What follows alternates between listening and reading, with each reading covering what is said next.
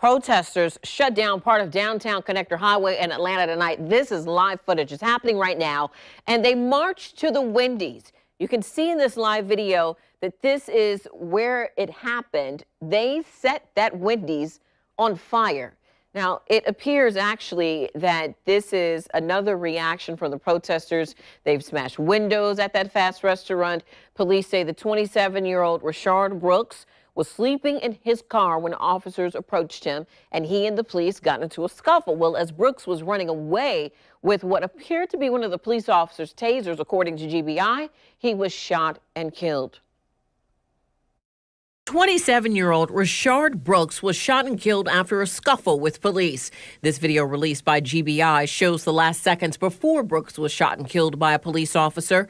Atlanta's mayor says the shooting was not justified. While there may be debate as to whether this was an appropriate use of deadly force, I firmly believe that there is a clear distinction between what you can do and what you should do. I do not believe that this was a justified use of deadly force and have called for the immediate termination of the officer. What the video doesn't show is moments before the shooting, but there were onlookers that did capture the initial scuffle with police. According to GBI, the incident began with a call to police at 10:33 p.m. about a man sleeping in a parked vehicle in the restaurant's drive-through lane, causing some customers to drive around it.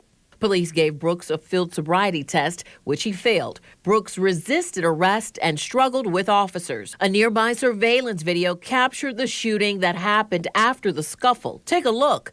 You see Brooks running away from officers. If you look at his hand, it appears he has a taser. GBI said Brooks had taken one of the officer's tasers. In the video, Brooks turns toward the officer with the taser in his hand. The officer then shoots Brooks, who would later die. The mayor does not support the officer's actions. What has become abundantly clear over the last couple of weeks in Atlanta is that while we have a police force full of men and women who work alongside our communities with honor, respect, and dignity, there has been a disconnect with what our expectations are and should be as it relates to interactions with our officers and the communities in which they are entrusted to protect.